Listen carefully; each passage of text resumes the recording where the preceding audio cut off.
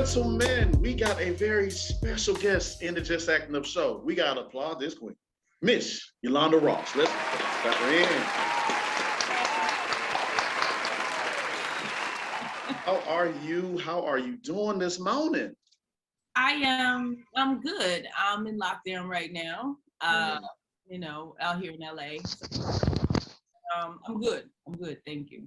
Yeah. Got your coffee ready. That's your hey. I'm getting ready, juice. Yes. Yeah, get it ready. I understand. Well, before we start this interview off, we want to say we dealing with COVID. I dealt with COVID as well too. It was horrible. We gonna continue to pray for your health and everything as you go through this process. So Thanks, definitely. Yes, ma'am. I can't stand this damn COVID. Oh my God, be happy with this. But let's go ahead and get into everything. So, Yolanda, let's go ahead and talk about this. We will talk about, of course, the Shy and everything else, the project you've been a part of. But first, take us back. Let's talk about how did you get your journey started into this art known of acting? When did it all start for you? Well, you know what? It wasn't a plan. So yeah. I mean, going to New York was one thing. Because I'm originally from Nebraska, and I moved to New York to get into the fashion business. So I literally was in fashion for a while before I did my first, I guess, sort of like acting job. And that was, I used to do background work on SNL. Wow. One day, this girl I worked with, she used to do it and she got sick. And so I asked, I was like, well, could I fill in for you? Because, I mean, it's like a couple $100. So, living in New York, anytime you can make some extra money, that's a good thing. Yeah. And it's, it's Saturday. What am I doing on a Saturday afternoon? It's like, why not be there? It's fun. And, you're there literally all day on Saturday until it's live that night. So it was just a fun experience, but then they kept hiring me back. So that's how I got my union card. That's how I got an agent. And the next thing I did was I auditioned for New York Undercover. So that was really my first acting part. And with that, I felt stuff that really excited me and made me want to do this again. Because, I'd never had a script. I'd never broken down a script to become another character before. So that was a whole learning experience that really excited me. And then I booked the part. So that was really interesting, becoming somebody else for a period of time. And with that, I then, it was still like 4 more years before I got my next job. Within that time, the company I was working for in New York decided to close up, and I took my severance package and learned how to bartend, because I didn't know how people got acting jobs. I didn't know, just how it became like a regular thing. It was a whole learning experience for me. So when I got the next audition, which was 4 years later, it was Stranger Inside, and then I became somebody else for a whole month. And that was like a month of auditioning in itself. And the whole thing was just such a huge learning experience where I learned stuff about myself. Stuff came out that I had never actually felt as Yolanda. And that was the beginning of the journey, really, was Stranger Inside. Because from there, I mean, also you come out as a lead in something and you get, nominated, you get awards for it. It's like, it's now pushed you into another place. Mm-hmm. Now, I'll say that it did all that, but then months after it came out, 9/11 happened. So therefore, I ended up starting all over again. you know what I mean? Which was bananas because nobody really got to know me. Even when I was like reading some of the press that they did for that movie, they didn't know who I was. They didn't do the homework as to find out who I was. You know, they didn't know if I was a real inmate. And it's like, why would you not find that out? You know what I mean? That I'm not an actual inmate, like acting. You know, it was very disheartening that these people in the, you know, the interviewers just did not do well. They didn't even actually interview me. They're writing reviews, but they don't do their homework. Right. And that's something that I've just learned over time. A lot of people don't do their homework. And in that case, there was not public. There wasn't like all the stuff that we're on now, like Instagram and all that stuff. That stuff wasn't around, and the online stuff just was not around. It was actual applications that we were dealing with. So the press just wasn't there, and 9/11 just was there for years.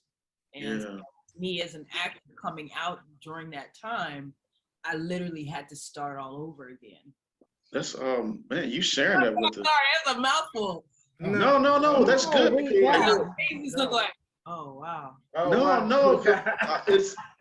Because it's one of those, but like when we ask, you know, our guests to share their journey when they started, it's like, wow, like just hearing your origin story of getting to that next level. Like you saying that, you know, you got into bartending. I actually thought about getting into bartending. Well, you know what? It's like there was a place near my house that, you know, I would go to because I lived down in Tribeca at the time, and Bubby's was like one of the few restaurants around me. And I was just like, well, I go here a lot. Maybe they would teach me how to bartend because I knew I could not. You know, literally, that was my thinking because I also was like, I could not deal with people and waiting on them. So I couldn't wait this. I don't have the patience for people and their stuff, but I can learn to, you know, 10 bar and do that. And it's so funny because I really didn't drink much either. So it's like I learned something in that whole time period. I learned alcohol because I didn't know what different alcohols tasted like, how to mix things. Just I learned something. So as long as I'm learning something, I'm good. Yeah. Right. Well, I know with the bartending thing, when there's one person in the family that's the bartender, are you responsible for like all the bartending for the events when you go like to family events and stuff? Do they kind of be like, oh, she's No, you know what? Let's get her to make the drinks. They don't really drink. Oh. So just straight pour, you know. Yeah. Like there you go. Yeah, exactly. Well, you did any Cadillac? Well, I looked it up. That you did Cadillac commercials with Jeremy Strong. Yeah, I did with Jeremy Strong. We did 2 commercials back to back, and that was the only time I've ever done a commercial. And it was for Cadillac, and that was actually a lot of fun. And you know, I was thinking to myself, I wish I could do more because I know they're easy money. Yeah. But they definitely would have to be probably non-speaking ones because I've learned like I have to process everything that comes out of my mouth. Yeah. So it's like I'm like reading lines or thinking like I have to think about stuff before it comes out, and I don't think my pacing is quick enough for commercials. I feel like their stuff is just blah, blah, blah, blah. You know, you don't even like, think about it. You know, like 2 seconds. That's what it feels like, you know, when you're watching it. And I was like, how did they do that? My timing is just slow, I think. Right. But that, you know, was just like driving, you know, hands at 2 and 4, don't look at it, you know, it was cool to be able to do that. Cool. Yeah. That's awesome. We like to ask our guests, right? Like, when did you have that like aha moment, like that role that made you feel like, you know, I'm here, Hollywood, and I'm get ready for me because I'm here to take over. Like, what role was that, and what did that feel like for you, or have you felt that yet? No, I never felt like I was at the takeover moment. But I mean, Stranger Inside, my first movie, was really what made me feel like this is what I'm going to do. This is what I'm here to do. You know, this is what I'm here to do. So you know, even going back to the journey question, it's a constant kind of check-in at every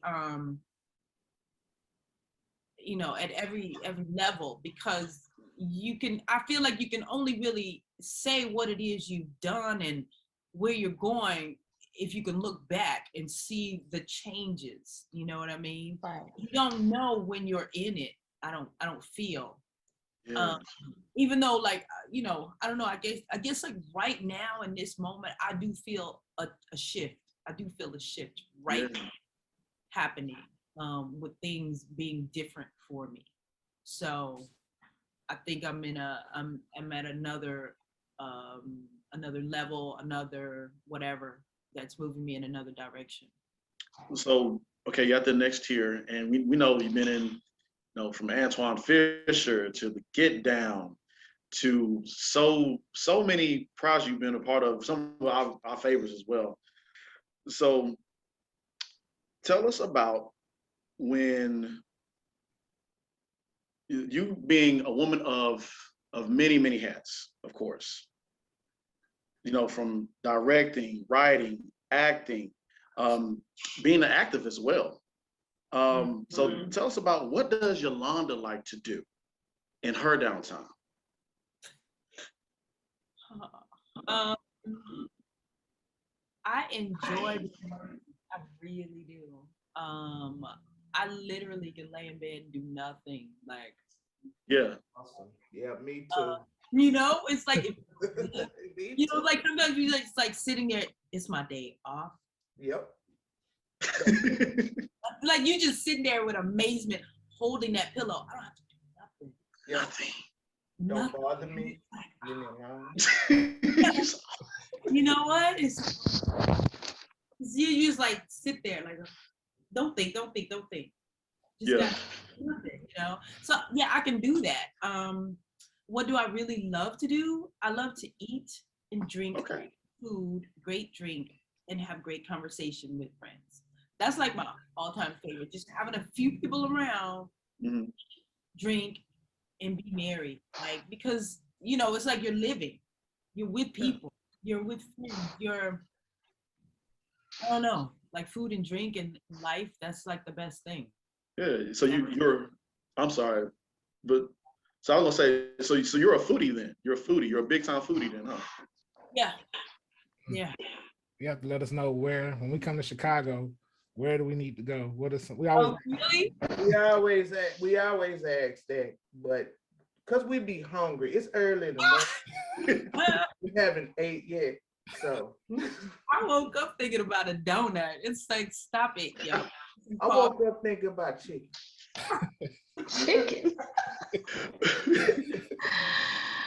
That don't even sound like breakfast food. Like you moved all the way to dinner. Waffles and chicken is not breakfast food, Shay. Okay, well I can see where you're going with that. All right. I can see where you're going with that one, but just waking up chicken.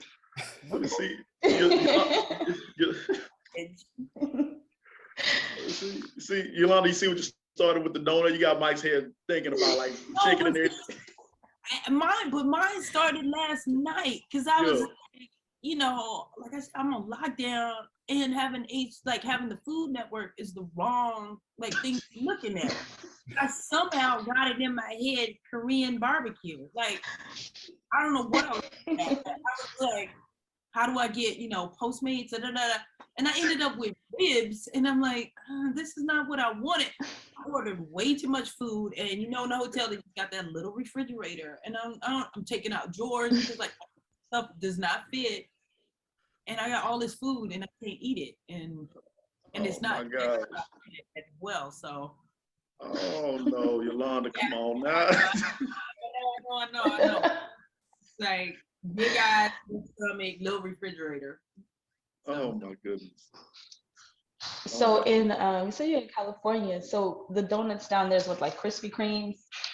No, I have no idea. I don't think I've ever. Well, I know there's a place that has pink boxes here. I don't know who it is though. And I think over here where I'm at, there's a Winchell's.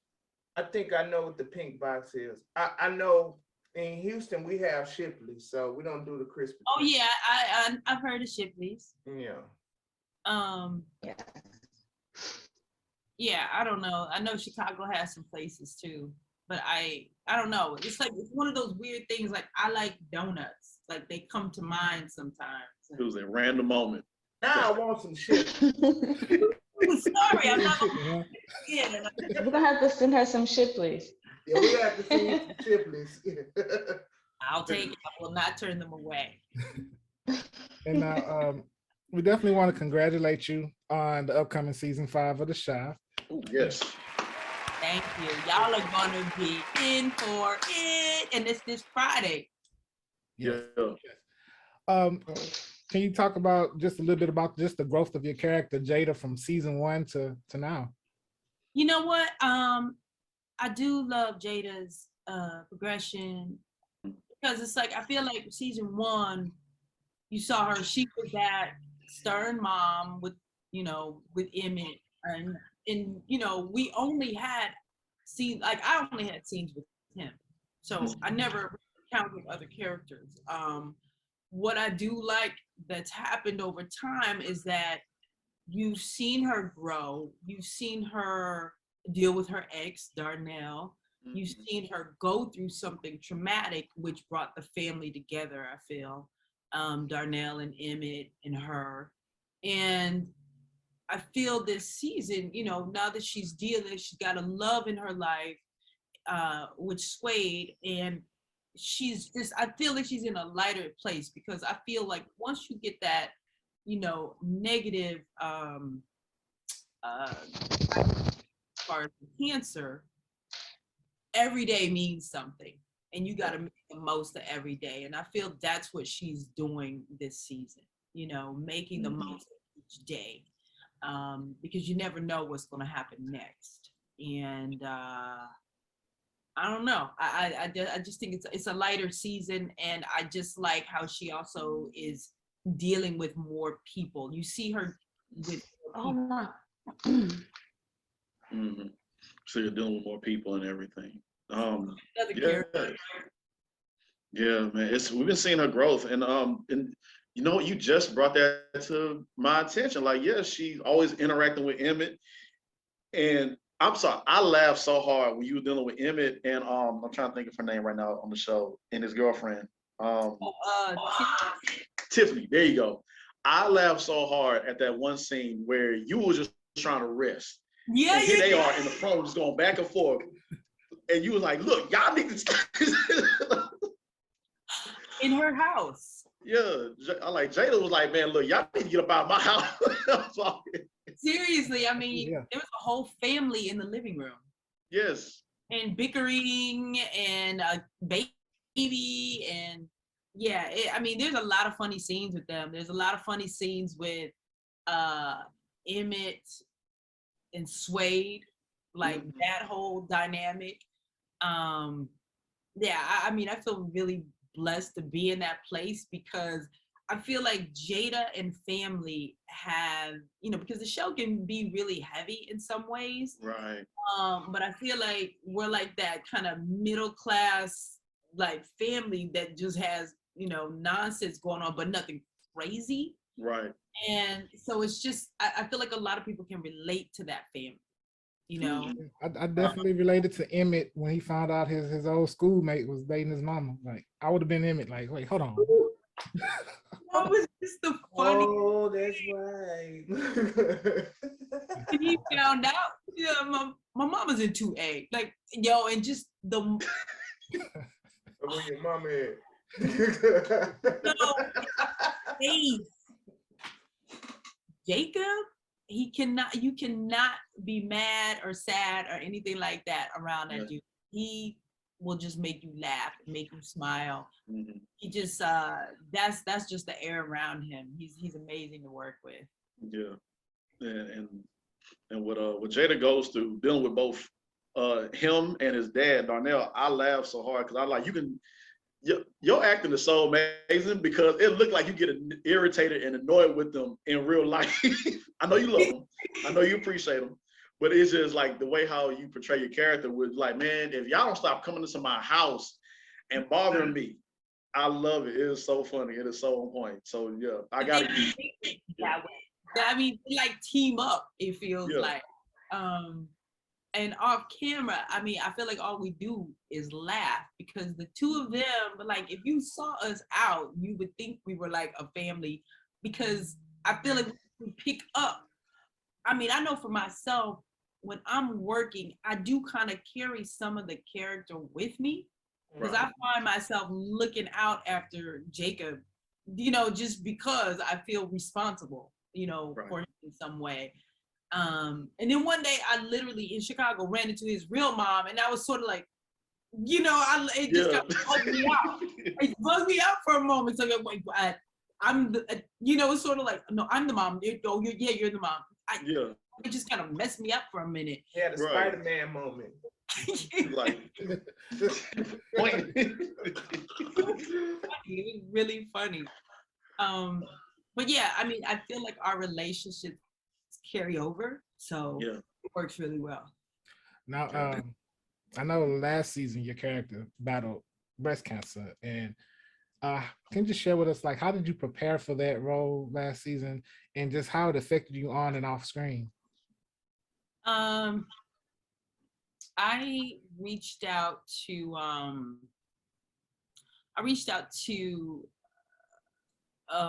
there was a nurse. Well, she's a nurse. She's a doctor. Melissa Simon at Northwestern, who really got me in contact with different organizations so that I could be with women that were going through it, talk with them, if they would let me, and just find out everything I could, hear stories, share my, stories as well as losing people that have gone through cancer. Yeah. And I lost the cancer. And there were 3 organizations that I worked with that, it's like I wanted to be able to be with these women, understand their journeys, and be able to put out as much physical information, any kind of information that was not in the page, for the character and the story, just to make the cancer journey as real as possible for the viewer, knowing that there are going to be Black women that are going through it watching. So, I went down to Tasha C. Joyner's foundation in the South Side of Chicago and met with women. And I mean, there were like maybe 8 in the room because this was during COVID and the beginning of COVID, and maybe like 30, 40 on Zoom. And just to hear what these women had gone through, and to see an organization where, women can meet up, ask questions, and feel safe.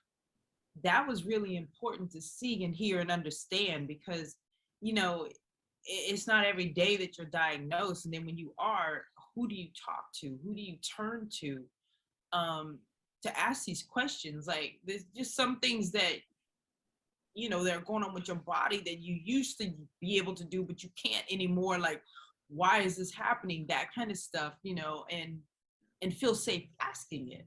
So, I did that, and I worked at Equal Hope and with Center for Health Equity Transformation, and learned what those organizations do to help women of color, go through this journey. Because, doctors are not the same.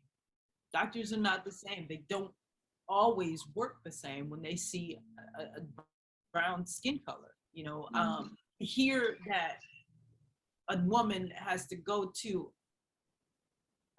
3 different doctors before she's diagnosed. That doesn't make any sense to me.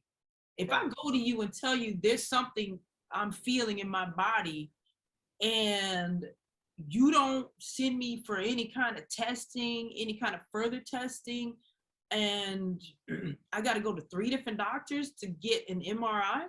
Yeah. Right. That's not cool. That's not cool at all. not cool at all, and we shouldn't have to go through that. Because you know we never really know. Well, thank you first and foremost for sharing that with us. Because we know, like, well, all of us are actors as well, and we always try to find what to do to pull something out of this character to bring that performance to life. And for you taking upon that yourself to talk to these women and get more deep into what they go through with this process, it's a lot to take in. And you know, you embody that role and embody your character's trials. So, you know, we thank you for sharing that with us and putting that on screen. I know that was a really hard and tough moment for not just Jada, but you on and off screen. So yeah, so thank you. With that being said, you know, after, you know, Jada went through this whole entire, you know, last season, can you tell us a little bit about, you are involved in, is it Chicago's, do you just say Chicago's WOC or the walk? How do you pronounce that? See. WOC. Okay, I just want to make sure to get it right so that way people can see it. Okay, so you're involved with that. Have you always been involved in activism, or is this like your very first time really fully getting into it? And You know, I would say this is probably my first time really getting off into something like this. And I mean, I don't know how you can't when, you know, these groups allow you to be amongst them. These women allow you to be amongst them. And if my portrayal can do anything to help, why wouldn't I? You know what I mean? Because I mean, to hear about these healthcare disparities is crazy. To hear about some of the women's stories, like the one thing that I walked away from or walked away with was how many of them were alone because their partners left them. Oh yeah. oh, Left. Like, yeah, but I mean, you know, I had an event last year during breast cancer month, and you know, even after the event, which was so beautiful and so many women came through and told us their stories, and just it was so nice to have everybody there and representing and and just, you know, to be there for these women. yeah. That night after we cleaned up everything, it was like, you know, it was Tasha Joyner, you know, who has the foundation. She was like, I was talking to her and she had gotten a call, a young girl who was getting a double mastectomy, and boyfriend just didn't want to be around her without her breasts. Oh. And I'm like, what? Like, how? Then you know, you don't deserve me. You don't deserve me. Yeah. You don't deserve any of me. You know, that's crazy. How many women's husbands left them? As sad as it is, it's so common. Yeah, I mean, I've learned that. That's someone I know personally. Her mental health was going down, and her husband just was not around at all. So it took the siblings to take care of their mom until her final days. So that's very tough. It really is, and you have to do a lot of healing and praying because it makes you grow resentment towards that person. Yeah. Yeah. Well, I mean, there's that, and then how you feel yourself being alone, abandoned. Yeah. You know, so your self-worth and all of that, you don't have the support. That's why these organizations are so important, because these women understand what the others are going through. You know, and just, you know, and not everybody knows about them. That's the thing, because they're small. So, you know, you might see certain cancer things on TV with all these stars and everything, but it's like, it's these organizations like this, like Equal Hope, like Cancer Center for Health Equity Transformation, like Tasha C. Joyner Foundation, that are there they're doing the work, but people don't always know about them because you don't hear their names like you do other, cancer organizations that are bigger, that are, national. So it's like as much awareness as I could bring to them, I really wanted to, because they brought me in. They allowed me to be able to come in and sit with these women and get to know these women. It's like I ended up, I photographed like 5 of them, 5 women from Tasha's group.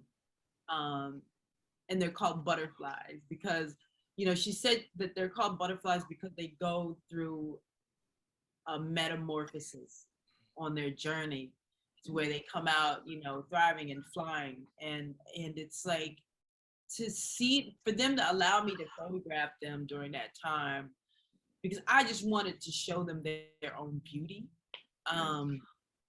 I ended up, taking their portraits and kind of making it a whole big thing where we had this thing at a gallery, this gala last year, and I unveiled them for the women. So it was just like, they're beautiful.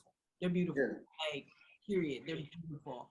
And just to have everybody there, seeing them, the organizations be there.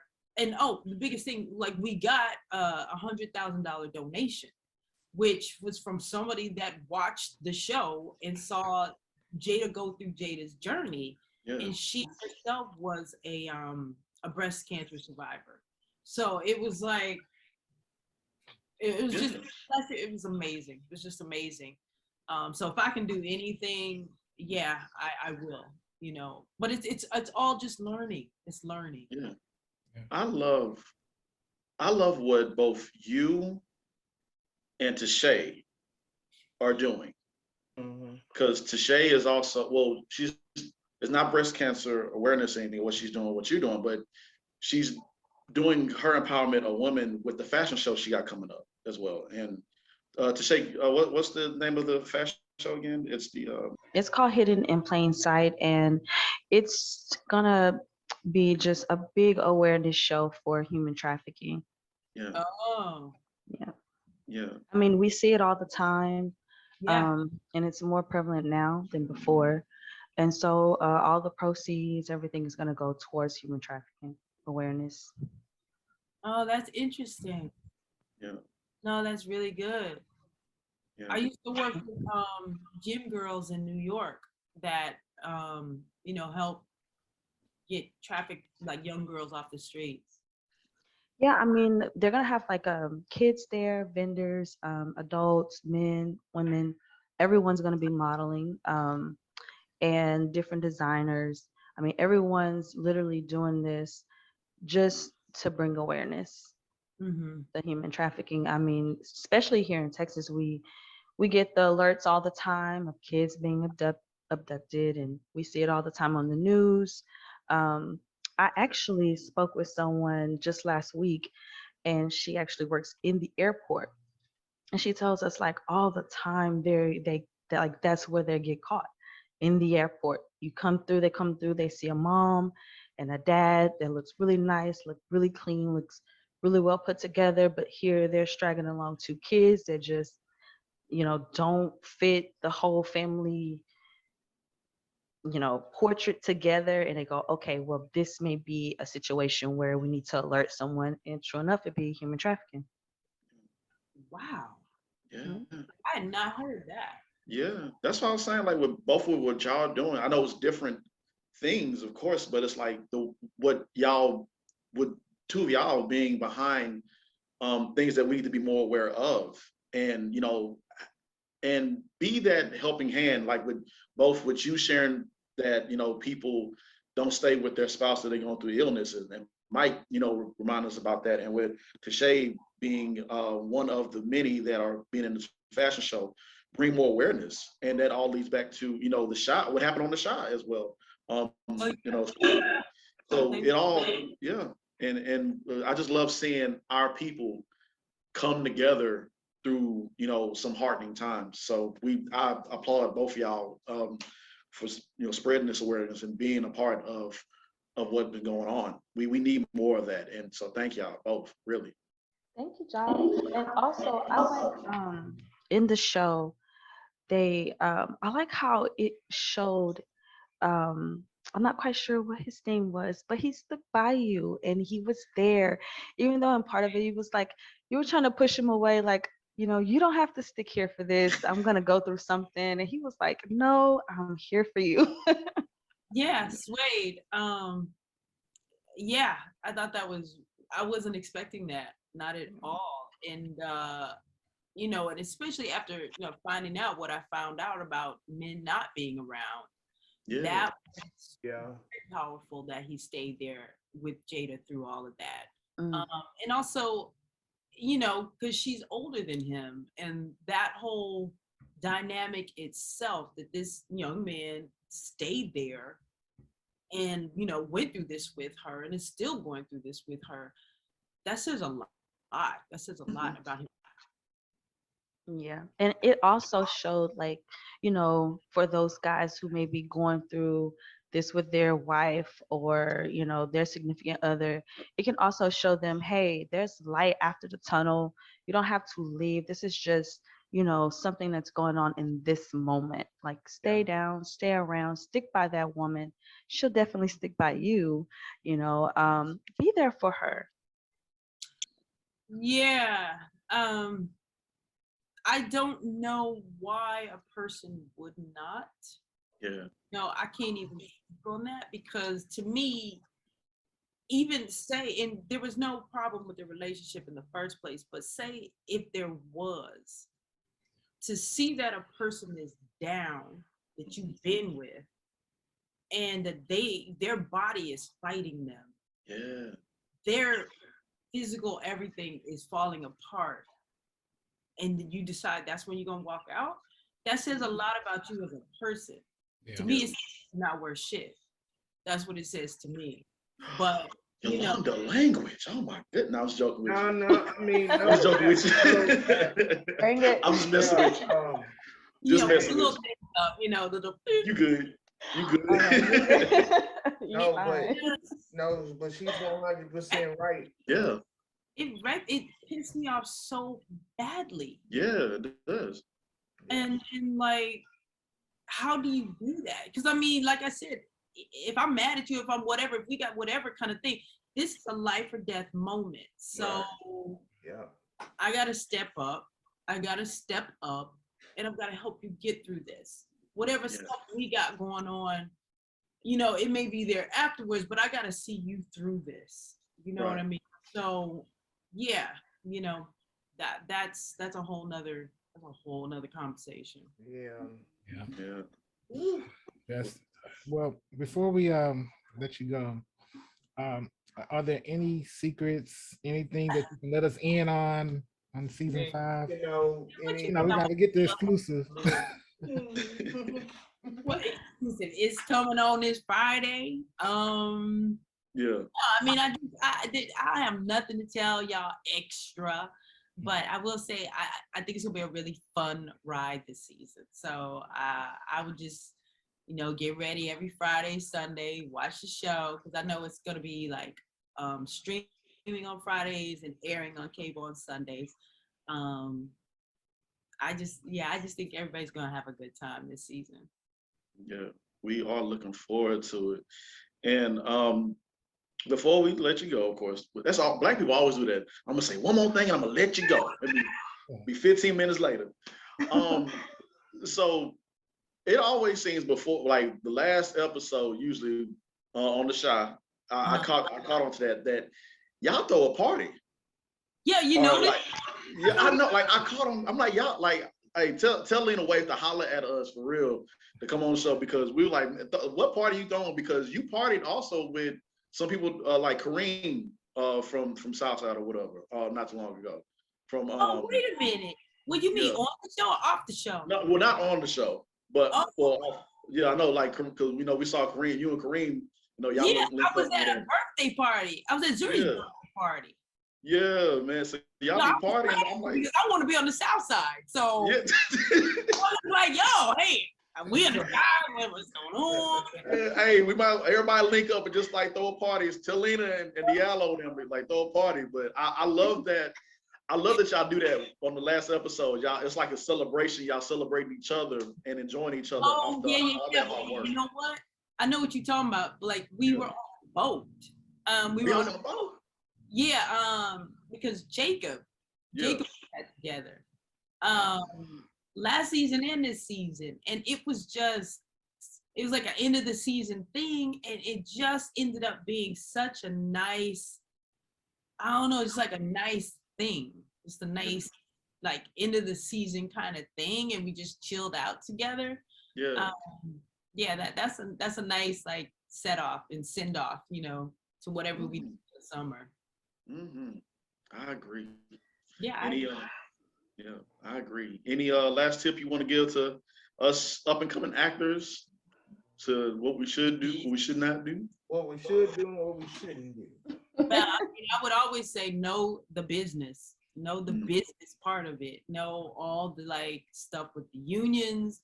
Know what you should be getting. What all that kind of stuff, because I feel like any way a production can like not pay you what they should be paying you, they will try to, know rates, know all that stuff. I would also say, as far as like you as a person being an actor, know what you're selling, because we're products in this business. And don't try and be like other people, because even though they're saying, they want somebody like this person or somebody like that person, what makes you so valuable is that you're not like these people. Because I don't feel like I'm like anybody else, and I'm not selling anybody else. I'm selling me. I am. Why you giving me? Giving me goosebumps with the words of wisdom you spreading right now, girl. You dropping bars today, Yolanda. No, seriously, especially with women, because we sometimes get put into roles that really don't reflect who we are, and we can get stuck in that view. Like we can get stuck as being viewed whatever it is that our role is. So we have to be very careful with picking roles. Especially because of that advice. Yeah, and I mean, I know a lot of times it's not really up to us. Like you might not be at the point where you can always say no, but there is the reality of needing work and money and all of that. And how you take on a role is a whole nother thing as well, because things can be written one way, but how you put them out is a whole nother thing as well. Because I mean, I feel like if anybody's hiring me, they know that there's going to be a level of truth to that performance. It's not going to be an actor. It's like, I'm becoming this person, and that person is going to be somebody very real to you. So that's what they hire when they hire me. I'm not coming with glitz. I'm coming with realism. So it's like what you put on the thing. And I just want to make sure, for me, I'm always being real, and you understand where these people come from and where they're going. So, whether the character is somebody that has done something very wrong, like in Antoine Fisher, like I had to understand that person. And not put any judgment on her when portraying her. So it's like, I am just her. And what she's doing is not right, but I'm not judging that. I'm her, so I don't know if that helps at all. No, that helps a lot. It helps a lot. Helps a lot. There you have it, ladies and gentlemen. Yolanda Ross just dropped some bars. You dropped it. Thank you so much. We greatly appreciate it. We got to have you on again in the future. Okay, yeah.